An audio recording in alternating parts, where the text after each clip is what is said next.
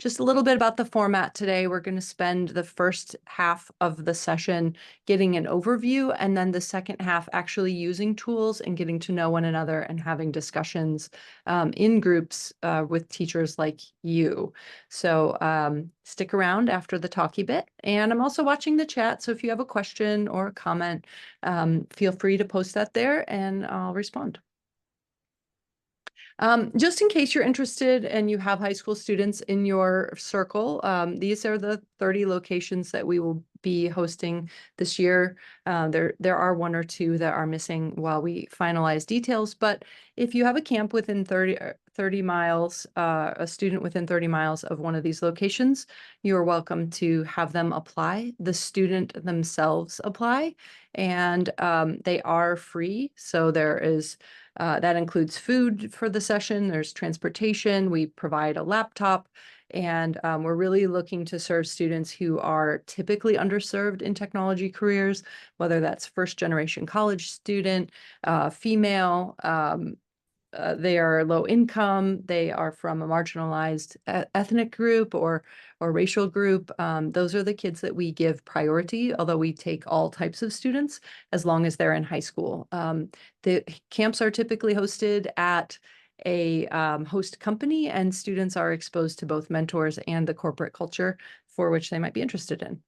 And they're meant for non-coding kids. So although we do have a computer science track, most of the kids have not had previous experience. So let's dive into AI now that you know about me and what I do. And if you're following along in the deck on your own computer, I just recommend that you take a look at the notes as well. There's additional information that I may not share in the presentation. The first thing is that AI, when we think about it as teachers, we're really often only talking about generative AI because that's what's changed and appeared in our classrooms unexpectedly. We have students talking to their technology in Snapchat, or they're using ChatGPT to refine or create work, and we're trying to wrestle with that. But actually, AI is bigger than that. This picture down below, if you take a look here, the question is it a Chihuahua or is it a blueberry muffin? And AI can have problems with discerning these types of things until we train it to do otherwise.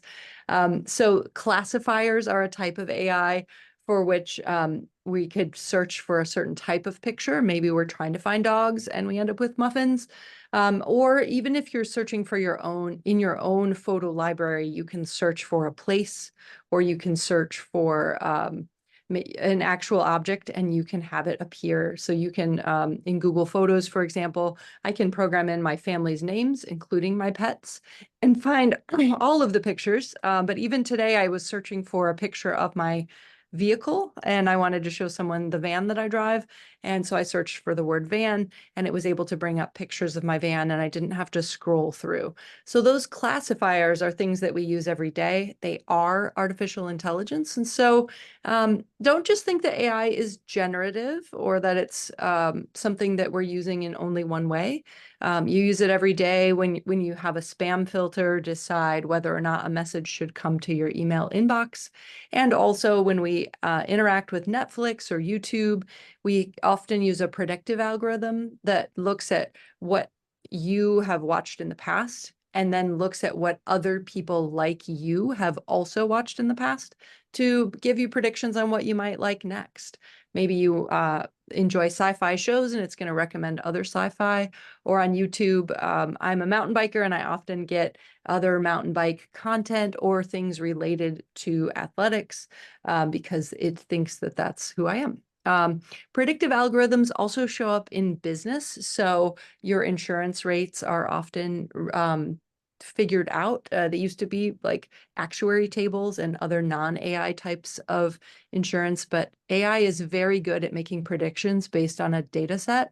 And we have a lot of data about auto insurance, for example. And so if you're driving a Chevy Bolt, for which I own one, that car is actually collecting data on your hard stops and your the way that you drive, it actually knows whether or not you're doing certain behaviors that may be more risky, and selling that information to a broker that can potentially raise your insurance rates. So one thing that we have to know about even predictive algorithms is the ways that they're interacting and impacting our lives in society, so that we can make changes, such as setting my car privacy settings to not share that data, so that I can be safer as a consumer. And so when we think about what is artificial intelligence and why we might want to build it into our conversations in school, it's beyond computer science. It's in English language arts. It's in math. Why do these algorithms work mathematically? And it's being reflective and thoughtful about the types of students we want to release into the world as citizens. So that's a quick overview of types of AI that you may encounter. And so here's a few more examples. AI is in your online and in-store shopping experiences. We're using AI in agriculture, John Deere being one of the largest robotics manufacturers in the world. They use precision agriculture to do targeted pesticides and ensure that we have the right harvest. So an AI tractor can remember exactly where it drove in the field, and using centimeter analysis, actually harvest exactly on those lines and not crush crops, and also water targeted or put pesticides out in targeted ways where the field isn't being watered everywhere, or the pesticides aren't being applied everywhere, but they're only being applied where needed. So we use less fertilizer and less pesticides for a higher yield. And those are types of AI that feed the world. Same thing with your Amazon warehouse order. It's probably a robot carried your box, and that is not a bad thing. People are still there too, but we're preventing injury and increasing accuracy in your order. If you've ever gotten an alert on your phone for credit card, maybe they thought something seemed out of the ordinary. There was no human in that loop. The credit card is looking for patterns in your data. And if you don't typically purchase things from a Louisiana barbecue shop, it may be looking out that that is not a transaction that you made. And so fraud protection is an application of AI that we all enjoy and appreciate. We also are using AI to process the images coming from the James Webb Space Telescope to learn about the formation of our universe. We use it regularly to have text turn into speech or speech turn into text, which we see in automatic closed captioning. Some of those tools are really powerful to be more inclusive. And additionally, you can now travel with foreign language translation using Google Translate, and that tool can help you to navigate the world a little bit more easily, just like we do with our Waze or Apple Maps, and we navigate around. The AI part of mapping allows us to be responsive to traffic or something that has fallen in the road, and it also allows us to select routes that are more eco-friendly or that are for non-cars. So a map that can look at bike paths or use public transportation allows to be very flexible in getting exactly the results that we need. There are also some mapping applications that are built right into your phone today, where you can take a picture of a place and it can put arrows on the screen and route you around the city, so that it's using the images that it sees to know where you are and to guide you really carefully. Where if you've used a map by walking in a large city previously, it may have thought that you were a street over. The GPS is really tricky in those big buildings, but by using the visual piece as well, now we're navigating step by step. And that's really powerful. It helps us. It's everywhere around us. It's not going away. So it's really important that we include it in our students' education, because it is all around every aspect of our lives. It's not a killer robot. It's not Terminator. It's not only for kids who are geniuses or people who live in cities. It's also not always physical. You might be thinking of a robot, but it's often computer software or a phone app. It's not alive. It's not smarter than us. It is following the directions of a human that programmed it. So for better or for worse, the outcomes right now are the way people designed it. And that's the part that we can teach about with our students. Okay, so AI in education, it may be that we have more personalized learning opportunities. This means that we can quickly generate more practice problems for struggling students and provide more advanced concepts for students who are ahead. Conmigo at Khan Academy is a way that personalized learning may be coming for tutoring, and there are free opportunities for teachers to use Conmigo now. It used to be paid, but in case you hadn't heard, it's now free.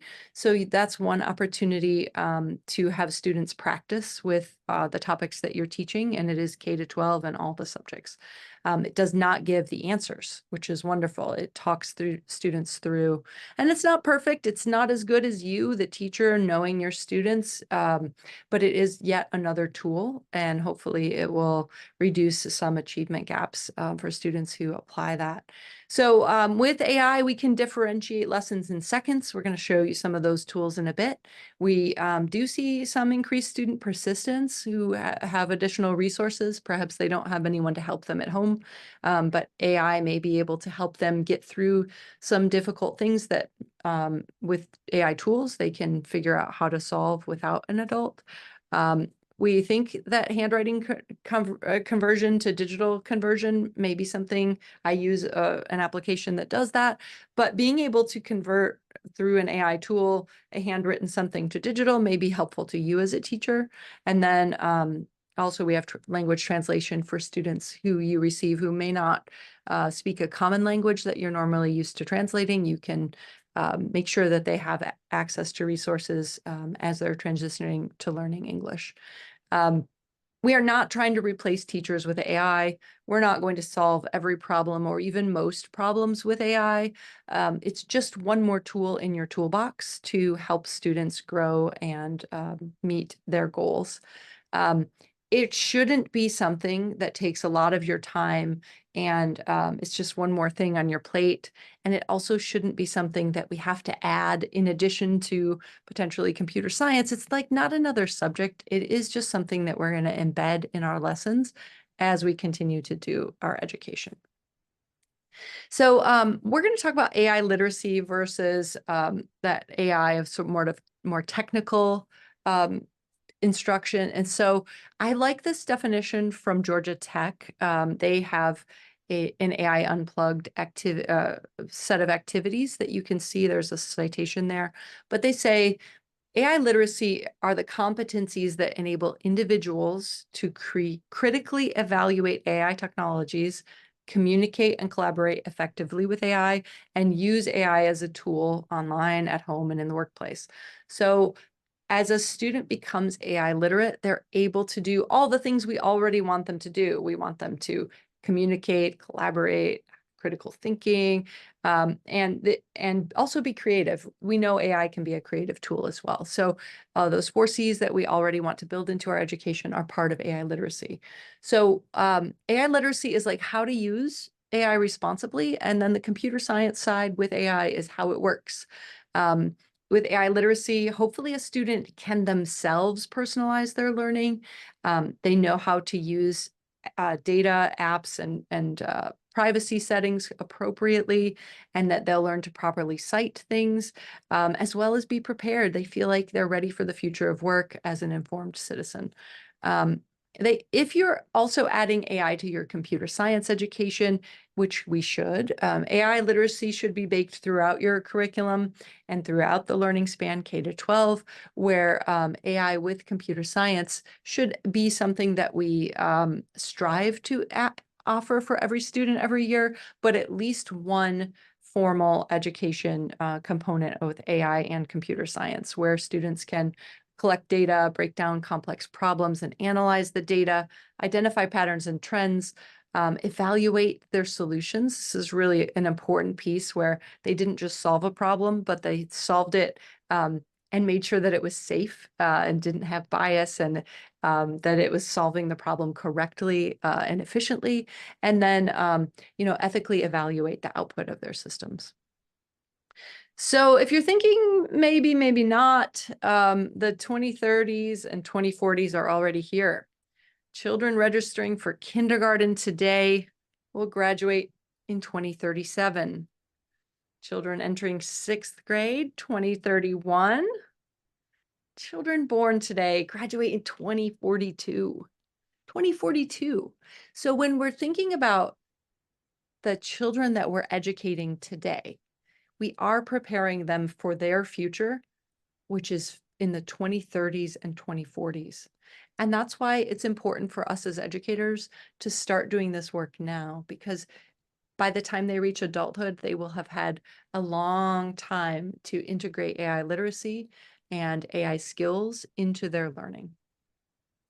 Will you make sure your children are ready? The World Economic Forum says the top 10 skills, and these are skills that are increasing in importance between 2023 and 2027. You'll notice that AI and big data made the list of top 10 skills. Also, that literacy component is number 3, and that's the technical piece.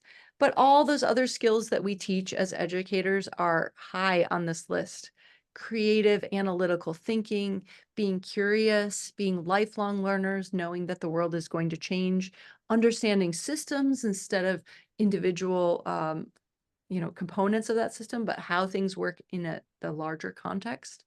Being flexible, resilient, agile, being motivated, self-aware. You'll notice that most of these skills are ways of being, except for that technological literacy and big data. I think that's so interesting, that we're pretty much doing a good job at the other components of our education, and we need to add. We're doing a good job with math and social studies and English language arts, but we need to add these other components because those are increasing in importance, and we're not yet necessarily preparing people for them.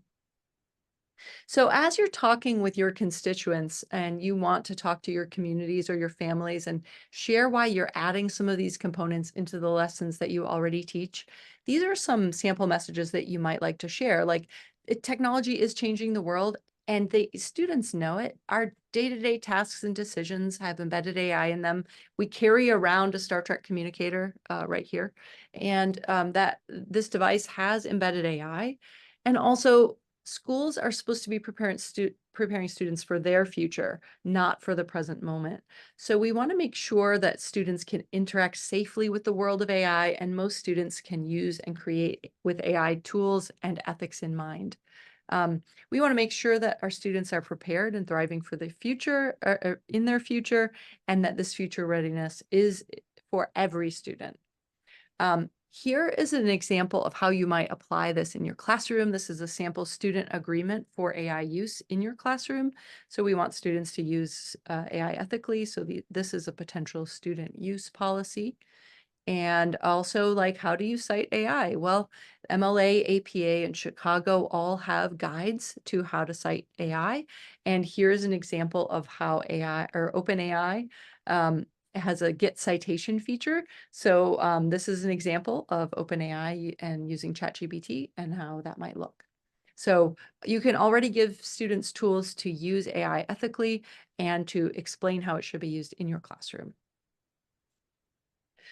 There are frameworks. This is from Gwinnett County Public Schools. They have a K-12 AI learning framework.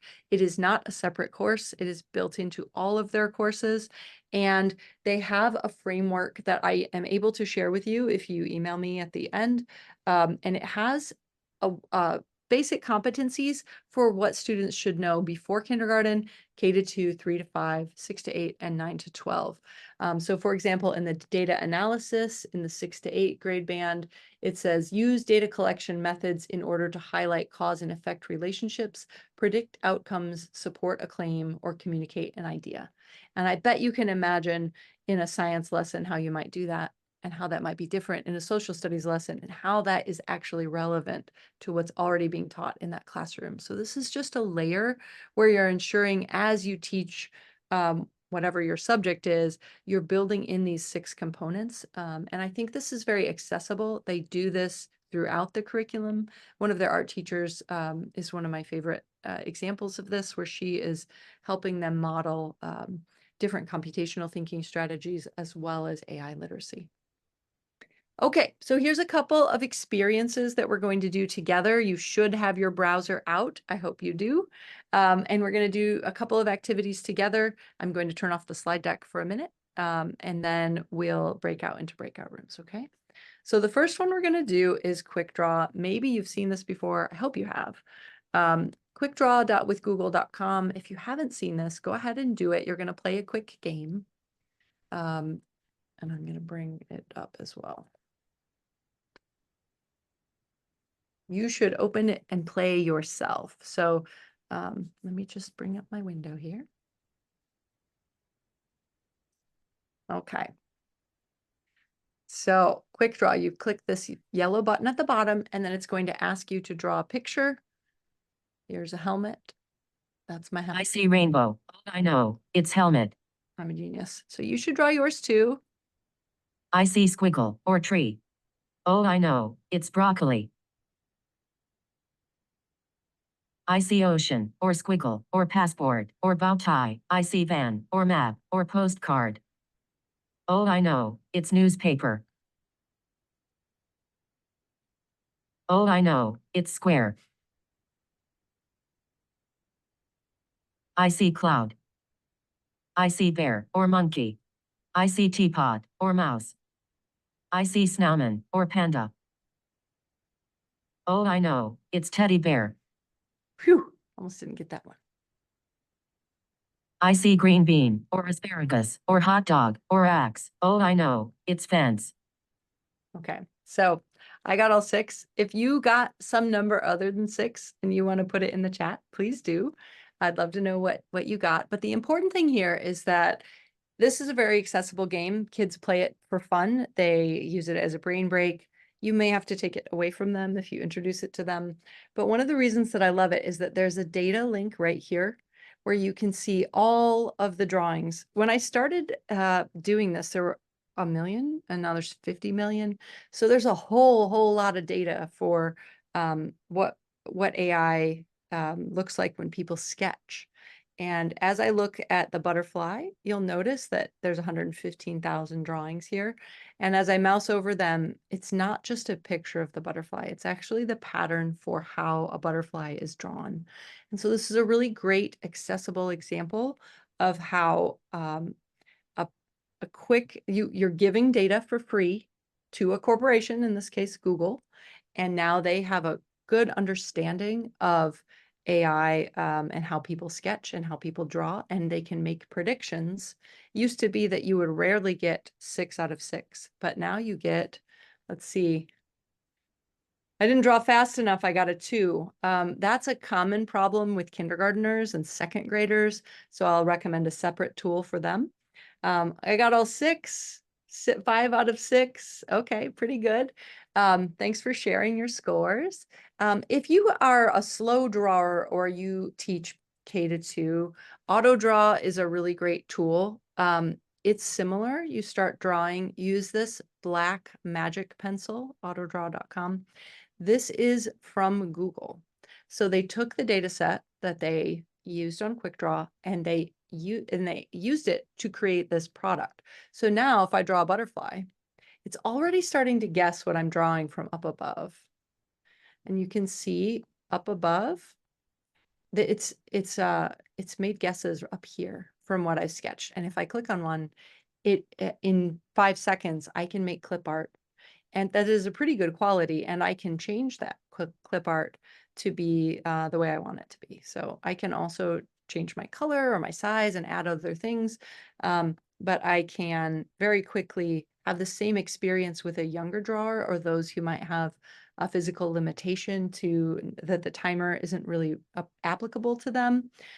You can still have a similar conversation about you can display quick draw and then have them use auto draw. And it's a way to connect how data is used to create a product. Those products can also be improved. They're on here under the artists. There's a way to tell them what art you want, and also if there's a suggestion. So one of the limitations of auto draw and quick draw is that there are fewer pictures for girls than there are for boys. For example, there are dragons, but no unicorns. And that's a great conversation ethically to have with students about why are there dragons but not unicorns, and the fact that you can submit on that form and make a change. Someday I'm going to go to AutoDraw and it'll be able to draw a unicorn, and it'll be because all the students that I've ever talked to have the opportunity to write in and change something about the world. So that was pretty great. Thank you for those of you who shared. Charlissa got 4. Good job. Your students will beat you, and that's okay. They're really talented artists. I draw slow. Yeah, if you draw slow, it's better to use AutoDraw. And you'll notice in the slide deck that I did say grades 3 to 8, although if you show it to high schoolers, they'll be thrilled to death that you've asked them to use it. So AutoDraw or Quick Draw and AutoDraw are our first activity. The next activity, and I'm trying to share my screen here. Here it is. Our next activity is Scratch Labs. So many of you have used Scratch with your students. Scratch is an MIT spinoff that is a nonprofit that teaches students how to code. And the lab is still at MIT. And what they do is build new components that allow students to learn new things. And so Scratch Labs is really fun because you're able to put a filter on a face, which is something students enjoy doing for fun, and you can tie that into their learning. So I'm going to bring up Scratch Labs real quick, which is that link that's in the slide deck. It is lab.scratch.mit.edu/face. It is not the normal Scratch. So if you're normally going to Scratch, this is not that site. This is where you'll be, and we're going to do face sensing. When I do this with students, I often have them design their own party hat because I think that's really fun. And then they are able to do some art portion of the activity. You may have to allow your camera, just like I did, and I hope that you're going to play along. But what's great is if you've done any Scratch at all with your students in the past, they'll be very familiar with the interface. And so you can get right to the face sensing blocks that are at the bottom here. So we always start with a event block, and we're going to say, you know, when the flag is clicked forever, make this sprite go to my nose. And then when I click that flag and I move around, I have now put a cat on my nose. So if we had more time here, we would we would make it a party hat. And instead of it going to my nose, we would put it at the top of my head. And then we would adjust this up so that it fit correctly on my head. And we would, you know, very quickly be able to build an actual filter like kids encounter in their apps. So that's a really fun way to quickly have an AI application as well. All right. I want to give you guys as much time as possible to play. So I'm going to show you our deck really fast again and talk to you about what we're going to do next. The next part is we're going to actually walk through in our groups of teachers like us and do some of these activities together. So we did it collectively where we weren't able to really talk or share. One that you might want to explore is Teachable Machine.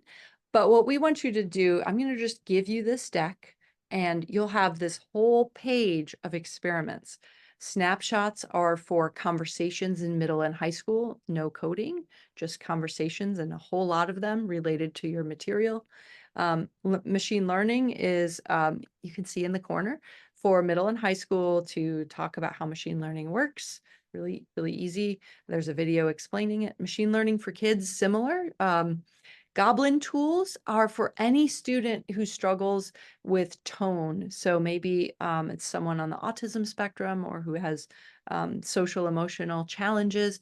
This can check their writing tone and give them some information. There's also some good tools on the same page to have a tone shift of like, make this more professional or make this more academic.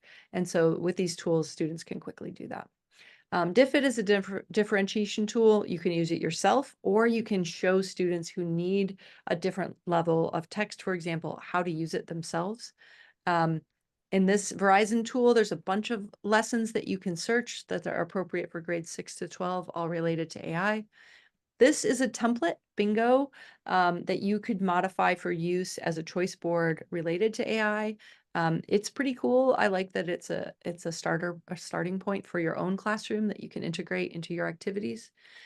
AI for Teachers, which I started and founded, has an entire 12th grade English language arts replacement for British literature that uses AI common texts to talk about AI ethics and humanity. What does it mean to be human? The spine text for that is open source. It's Frankenstein, but you can teach a whole semester or year-long course, depending if you're block, and replace British literature and incorporate AI with that curriculum. There are also some 6th to 8th grade science standards, and there's a smattering of K-5 things as well. But those, there's also a semester-long AI course. It is designed for non-coders to begin using it, and it is the course that I taught. There's an entire month of ethics and framing in society in that course as well, but it's quite technical, and there is statistical analysis in that course. Code.org has K-12 options. I wanted to highlight that they have art and music. And AI for California has some really beautiful demo lessons from Vicki Sedgwick, who's the former president of CSCA. In K-2, she does something like, if I say green eggs and, you all probably know ham, and that's one way to talk about how predictive word analysis works. They have resources K-12. So